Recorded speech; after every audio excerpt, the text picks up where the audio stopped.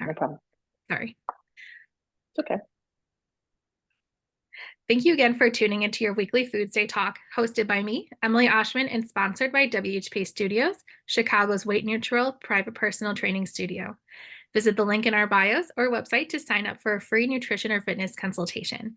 Today we have myself, Emily Oshman, registered dietitian, Will Harlow, sports coach and certified personal trainer, and Jenille Ramos, certified integrative health coach.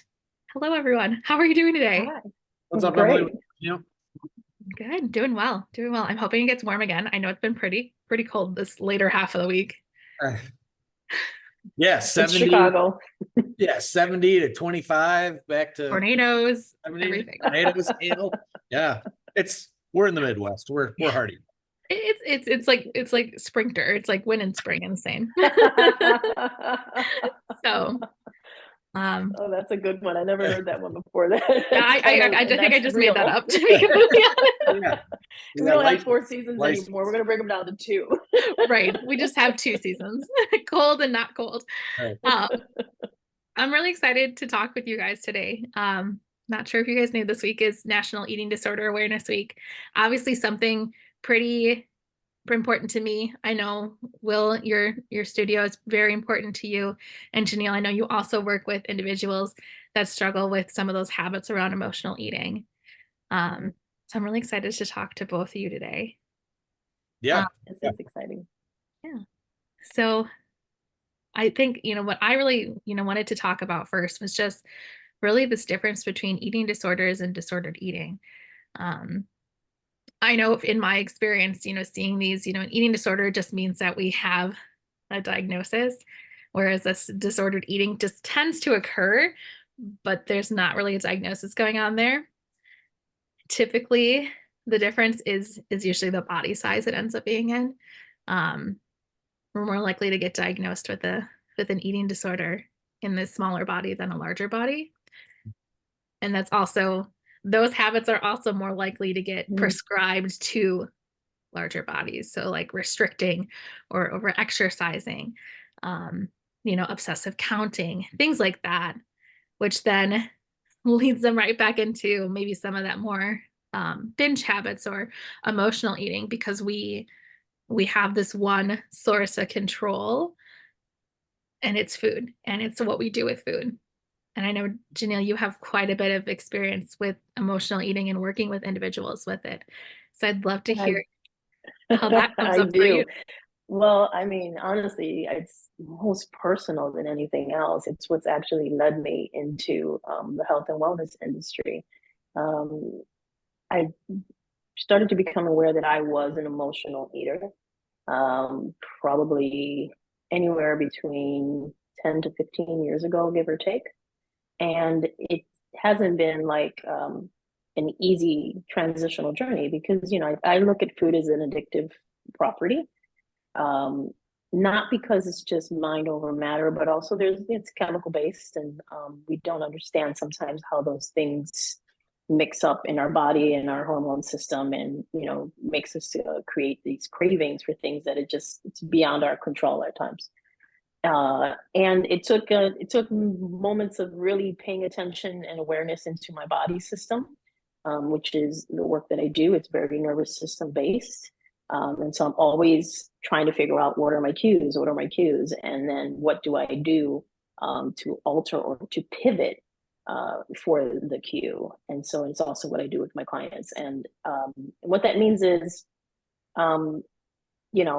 it's no different from somebody going out and having a need to socialize, go drink, or go do something else. It's like your body's in a certain state, and as a result, it's going to demand almost for you to act in a certain way. And that for me was connected with food. And so if I was bored or even in a solemn kind of state, I would find that I'm like, oh man, the cookie sounds real good right now, and I would eat the cookie and eat another cookie and then eat another cookie. And then it becomes a thing. And then I'm like, whoa, what am I actually doing here? How can I pivot and use meditation? Sometimes creativity, that's where my creative outlets come in. It just depends on what I think is going to work for me. And the biggest thing overall, exercise, honestly enough. And it's the reason why I work out. I do not, which is why I got very much in line with WHP when I met Will, because I was in sync with the idea that I'm 52, I will be 52 years old in June. And for me, it's about longevity, but also like, how do I curb for making sure that my mind and my body stays right, and that I eat food for the reality of what it is, to Mhm. keep your body in form and in shape and healthy, and keep the mind fog free. And when I came across Will, it seemed like a really great alignment, because I work out 3 times a week. It's only 25 minutes. I'm not like a mad, crazy, maniacal woman in my workout, but it makes me feel good. And I know it's in relationship to movement, helps the body, your nervous system calm down, center in. And it attaches me from the necessity to have to go out and do something that might be destructive to me. Yeah, absolutely. I know one thing I always talk to people about is that there's an emotional hunger with food. And it's not that it's a bad thing. It's just that food can't be the only way we cope through things, and it can't be the only permanent thing that we use to cope with. Um, because that's when it gets to be a little tricky and a little bit of like that over reliance. Um, Yes. so it sounds like you've discovered that I yourself and show that to I others. it wasn't an easy discovery. Again, food is tricky. And so it really took paying attention to how my body was responding, as to, and it was just internal research, like, why am I feeling foggy or on a certain day? And then noticing if I had some kind of workout or movement that maybe my body felt a little bit better. It goes hand in hand. It's a little juggle, right? So you do that, and then now you make the connection, and so then you try to eat just a little bit different the next day to kind of offset, and then you notice there's a better change, right? And then you continue the movement, and so it's very gradual increments of paying attention to the messages that your body are giving you, so that you can start creating a different pattern. And again, it's not overnight success. If it was, it would be great. But it's some just fine tuning, and having a support system as well to help you navigate what that looks like, which is what we do. Yes. That's our job. Yeah. And I like how you mentioned activity and movement, and how you were able to kind of shift this reliance from the reliance on food and the emotional eating over to something that made you feel better without going to the extreme end of it, where we're over exercising or injuring ourselves. And I know Will has quite a bit of knowledge and experience around that too. Yeah, I mean, when I'll start is weight loss and exercise. We need to separate the two areas, right? Like the idea of exercise being a direct line toward weight loss or controlling food, or changing food habits, I think has been tied up so tightly together. But in terms of training and actual improvement in fitness and strength and mobility, etc., it's a supportive thing. It's part of the circle. It's not a direct line toward you exercise to lose weight or you exercise to do this. And so that's kind of a weird concept. Like when we were talking about burning fat before and getting into ketosis and dropping below your calorie threshold and all this kind of stuff, like it's a different discussion than working out. It's a different discussion than exercising, than moving your body. And so that's kind of the first thing that I like to start with, and I like to really frame people's conversation with when they come in and they're like, well, I want to drop those last 10 or whatever. And then the second thing is, as you increase your activity in whatever way it is, you are going to be more hungry. Like, it's, as the activity increases, your hunger level will increase. It's directly related. And the need to return that and connect those two dots is more important, right? Because if you start increasing your activity and not increasing your food intake, you start to get out of balance. And that's where you get into overexercising, underfeeding. And then the other way too, like if I'm exercising, now I'm going to binge eat, or I'm going to overeat, or like a weightlifter, like a bodybuilder. That is probably, in all things considered, that is probably disordered eating. And so,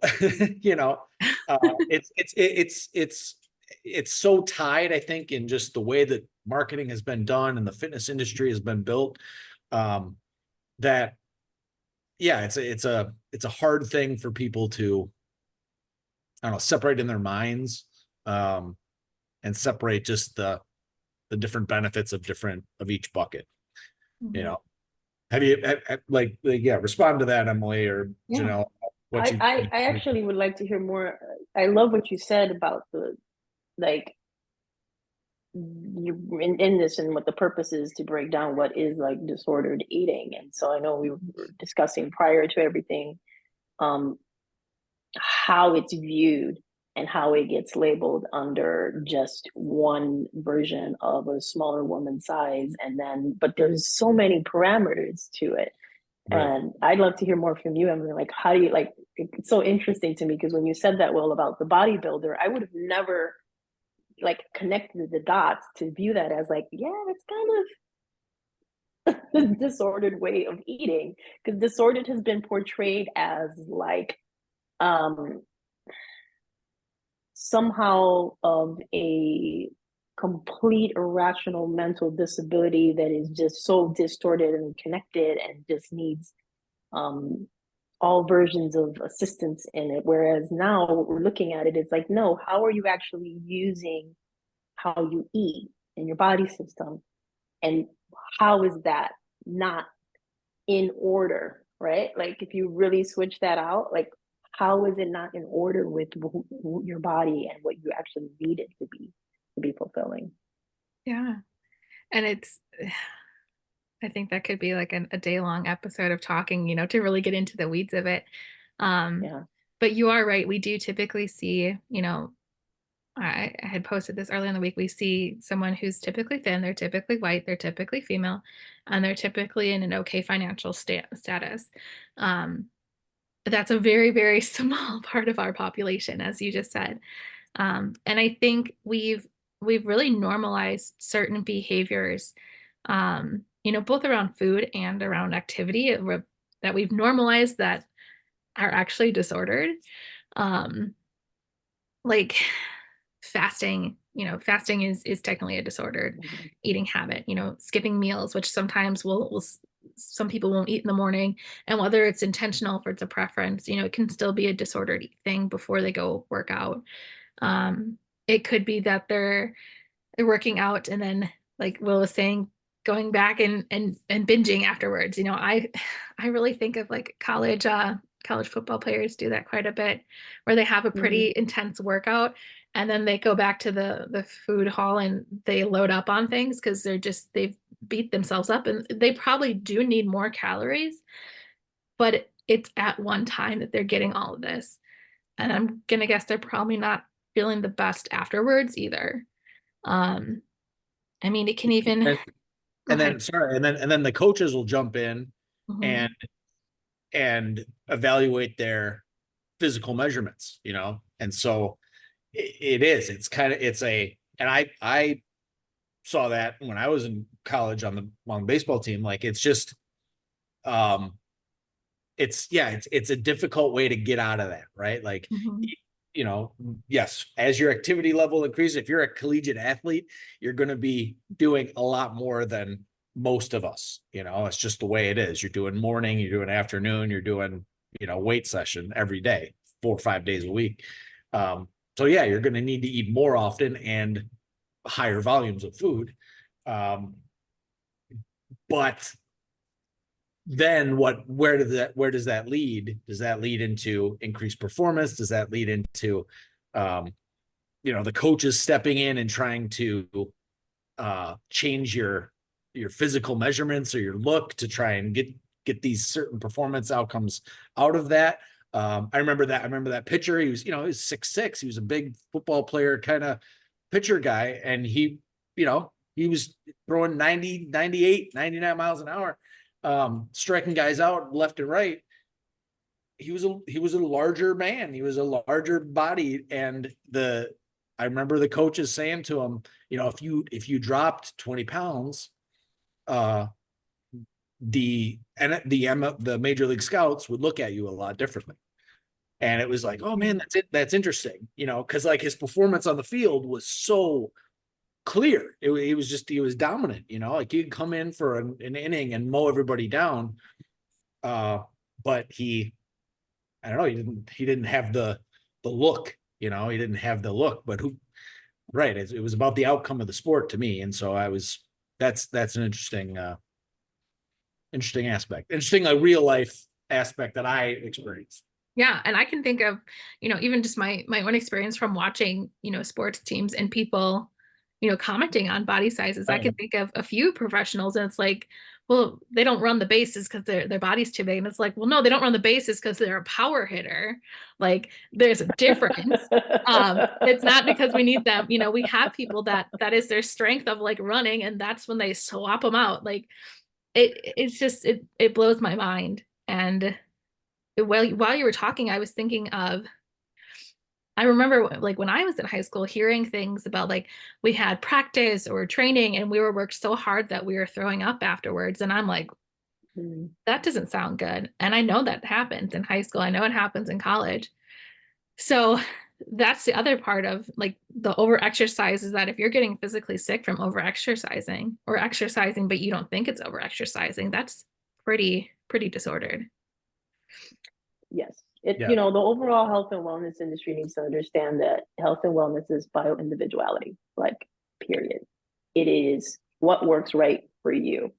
And it takes you being able to obviously have a support system that can help you find your cues and listen to what's working right and build a system that works around what you're trying to do. Like what you said, Emily, you know, if he's a power hitter and he likes being a power hitter, then the things that he should be doing should be in cohesiveness to be the power hitter. You know, you have the role, decide on what you want to do, and then find a support system that's going to help you be the best at that. But not this, you know, one size fits all. Not true. Yeah, and then going away from performance too, like, because I mean, at our point in our lives, we're just folks, you know, we're just like regular old middle-aged for me. Whoa. I'm in there. I'm 30. I'm in there. Emily's got some time, Will. Give her some time. Right, like we're just trying to stay healthy, you know, we're just trying to feel good and stay healthy and be strong and age gracefully. And sometimes the success of exercise is just showing up, you know, it's just consistently showing up. And I had to learn that when I was training, and through talking with our psychology partners, like, yeah, you know, I've been trying to push this person, trying to get them to increase, you know, like everything's about getting to the next level and improve, constant improvement, you know. And it's like the improvement could just be that they keep showing up and they like it, and you make it accessible to them, whereas they weren't doing that before.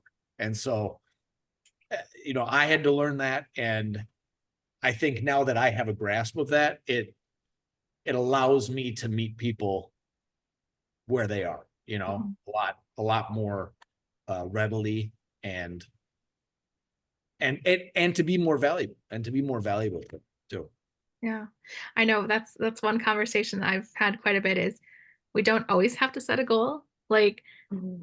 staying in one place is okay. Like that's still progress. You don't have to challenge yourself with something new all the time. But I know in the health field, it feels like goals, goals, goals, goals, goals. Okay, where are we going next? And then eventually someone gets burned out because we didn't take time to appreciate just being there and Right. being present.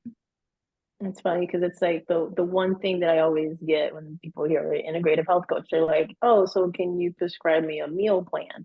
I'm like, no, I can't. It's not what I do.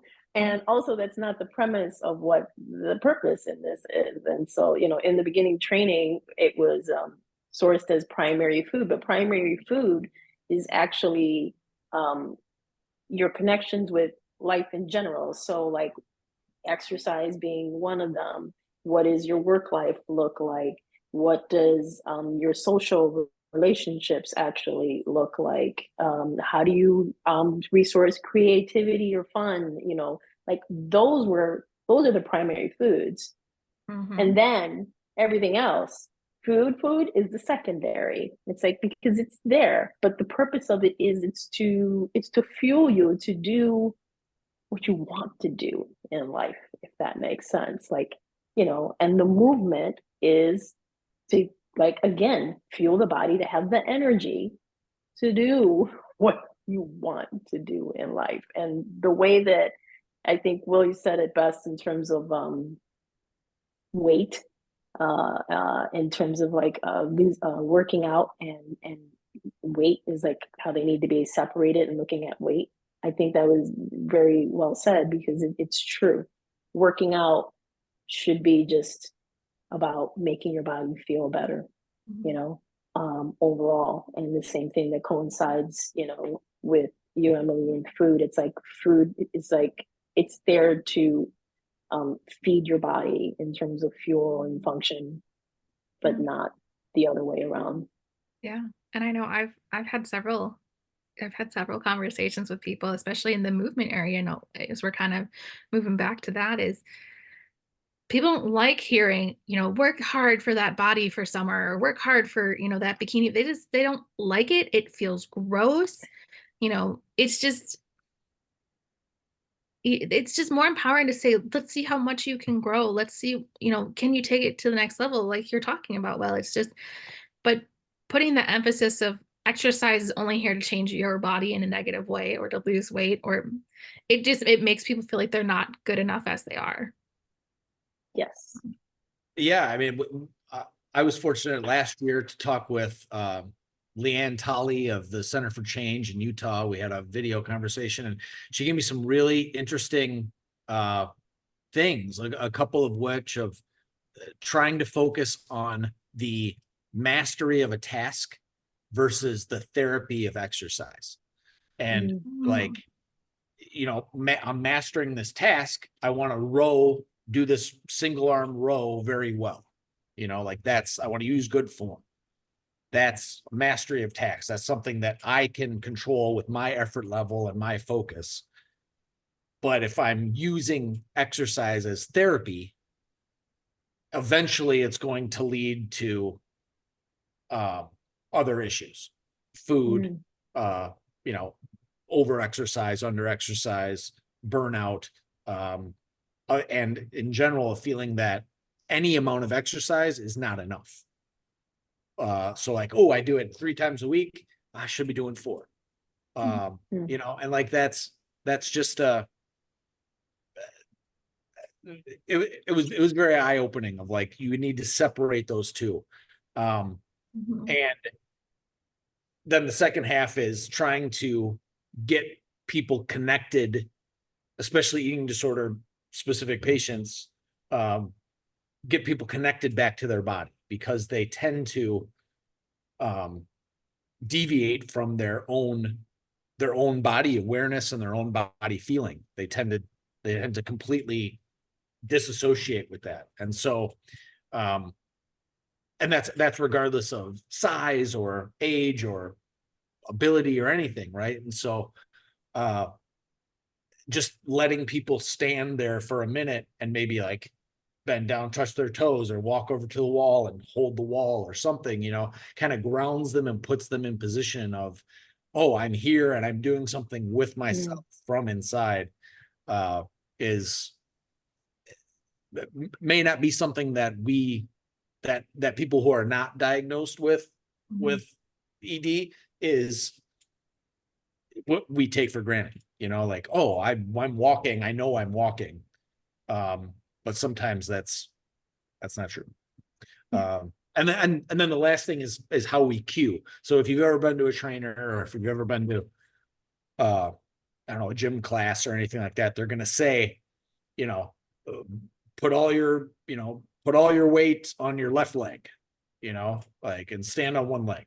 And so we try to focus.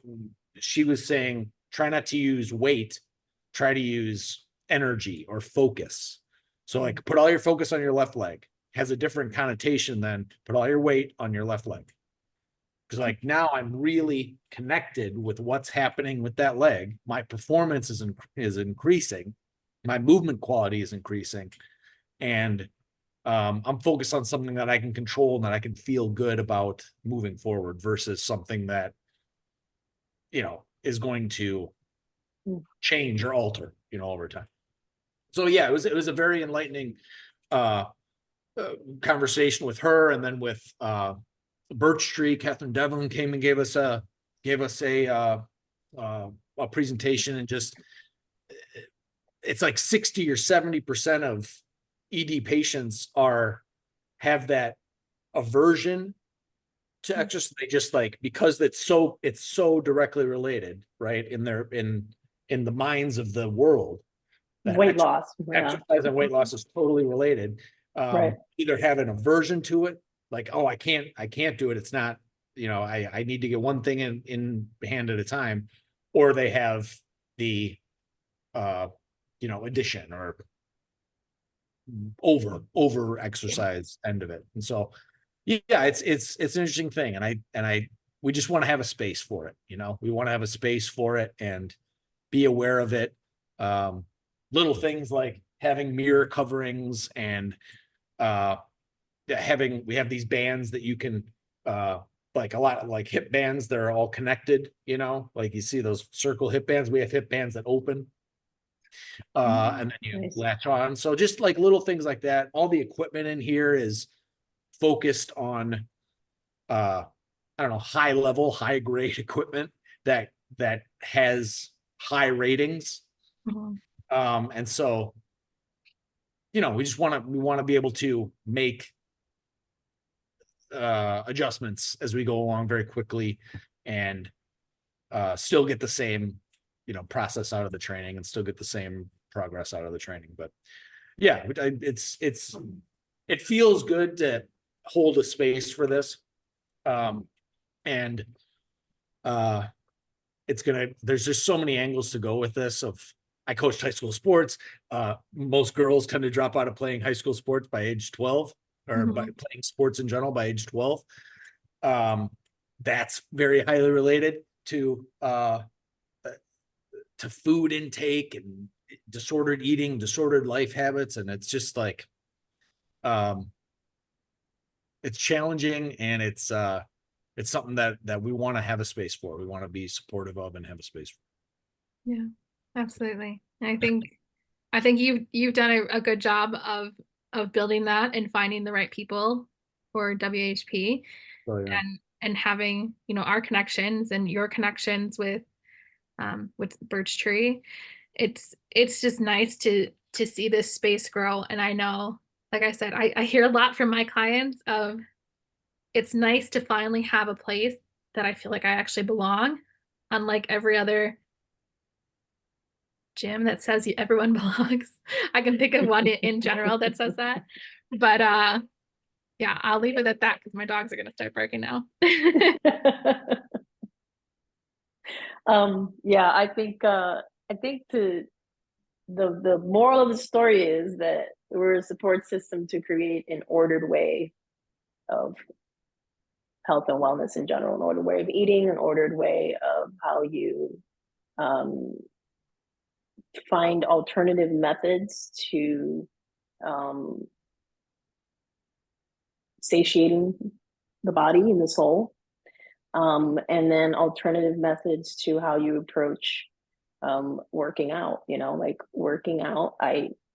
As I stated, I work out 3 times a week, 25 minutes, because that feels great.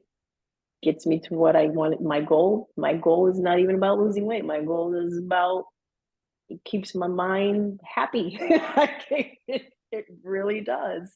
It makes me feel less like if I don't do it, I might feel a little funky, and I don't, I'd rather not. So I don't enjoy it all the time. No, but I do enjoy the after, and that's what I stay focused on. And I think that's the same thing towards eating as well. It's like you have to think about how you're going to feel for in the after. That's what started making me make cues, like, building the aversions to knowing how I'm going to feel after towards something, and putting my focus and attention, like kind of what you were describing, was like, okay, there's 2 choices here.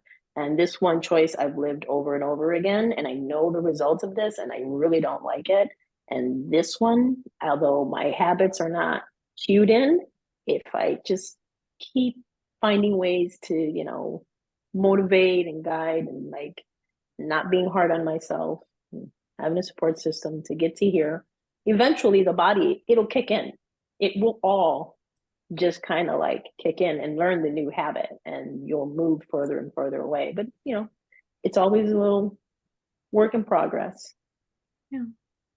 Yeah, and last thing I'll say about like just my angle or our angle, the movement angle, is the flow of information. Like this really helped me, like when I was trying to figure out where my place was and how I can provide the most value to people, especially in eating disorder treatment and recovery, is therapist is on top, dietitian is second, and then movement is third. The flow, the information goes down. The information does not go up. Like we are not treating the disorder. Like we are moving the person. Like that's it. And so you're supporting the recovery. Yeah. We're part of that. We're part of that support team in our lane. Like we are staying in our lane and trying to separate as much as we can food and the act of, I don't know, fueling or whatever, however we want to discuss it, from movement and exercise and strength and ability, and like trying to separate those 2 things so that they're both important. Obviously, they're both part of overall wellness and health and all that, but they live kind of on their own.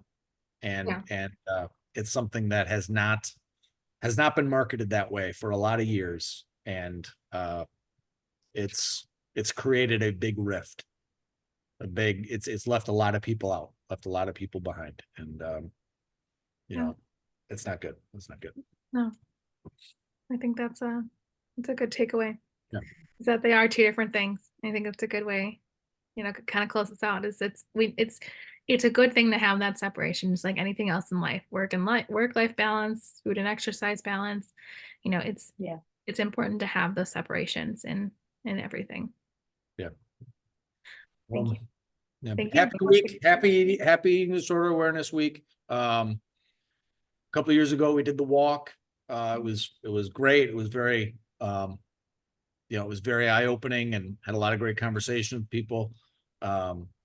I've been fortunate to work with a few, individuals coming in either at various stages of their recovery and treatment. And I think just like everybody, once they get themselves going and they start liking what they're doing and feeling capable and all of that, then it becomes, oh, this is for me, and this is a place where I can do it and feel good. And then some of them, go from this protected safe space, this single room, this private studio, and then they, go back to a big box gym and start doing classes, and they're like, oh yeah, this is for me. I can do this also, and so it's It's a good transition. That's Yeah, for sure. yeah. Both ways are successes, you know, so. Absolutely. All right. Good talk, good Thank talk. you Yeah. again. I hope Thank everyone you. has a good weekend. Yes. Likewise. You too. Bye-bye. Bye-bye.